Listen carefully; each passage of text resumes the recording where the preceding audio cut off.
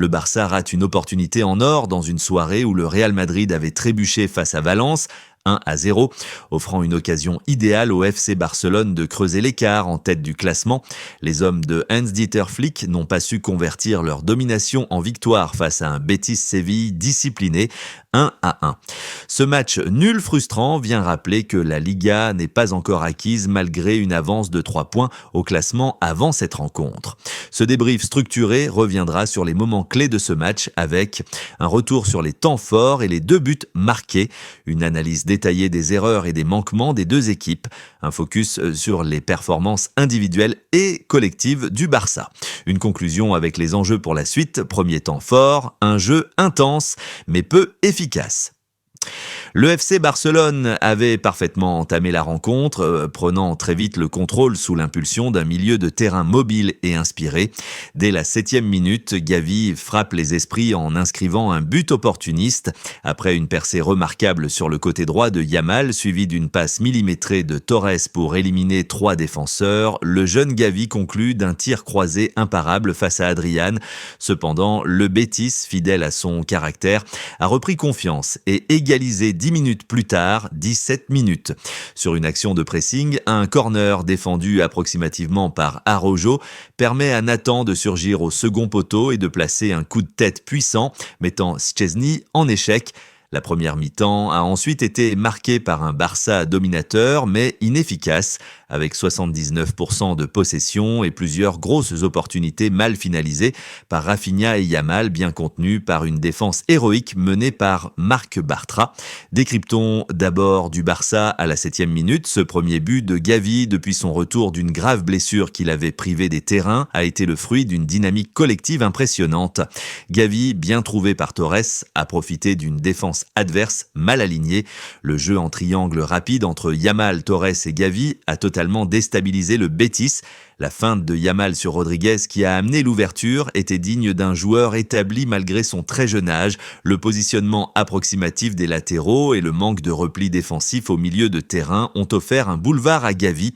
Pour ce qui est de l'égalisation du Betis, c'est la 17e minute. Le Betis n'a eu besoin que de quelques incursions pour concrétiser sur un coup de pied arrêté bien exécuté. Nathan a su exploiter la faiblesse du Barça sur cette phase en se plaçant intelligemment entre Araujo et Lewandowski au marquage. Le manque d'agressivité défensive du capitaine du Barça durant le corner a permis à Nathan de profiter de l'inattention de son colosse défenseur central. Pourtant, maître des airs, il a été devancé comme un bleu. C'est une erreur qui aurait pu être évitée si Araujo était en jambes. Dans ce but, on n'a pas compris son attentisme. Certainement qu'il manque de rythme. Vivement qu'on retrouve notre Araujo d'avant blessure le jeu du Barça. Domination stérile mais une animation offensive brouillonne le FC Barcelone avec 730 passes réussies, soit 90% de précision et 13 tirs, a nettement surclassé le Betis dans le jeu.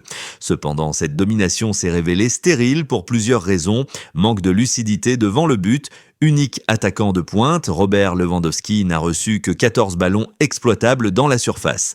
Sa frustration était visible et il a manqué d'impact pour peser sur une défense compacte. L'animation des flancs, Rafinha et Torres ont multiplié les centres inefficaces, seulement 3 centres dangereux sur l'ensemble du match. Un exemple frappant reste l'occasion manquée de Rafinha en fin de match, 90+4, qui aurait pu offrir la victoire.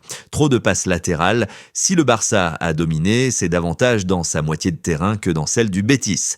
À l'approche des 30 derniers mètres, le Betis a parfaitement verrouillé son bloc défensif. Arrêtons-nous sur la performance individuelle de certains joueurs. Les satisfactions côté Barça, Gavi, 8/10. Inarrêtable dans ses courses, décisif sur le but. Il a également été impliqué dans plusieurs récupérations hautes. Yamal, 7/10. Du haut de ses 16 ans, il a été l'un des joueurs les plus percutant, bien qu'il manque encore de précision.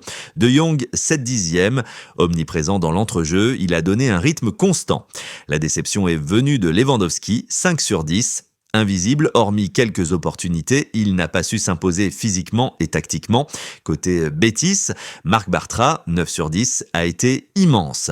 Son leadership et ses interventions répétées ont empêché Barcelone de faire la différence. Un vrai homme du match, son talent s'est décuplé face à son club formateur où il a évolué.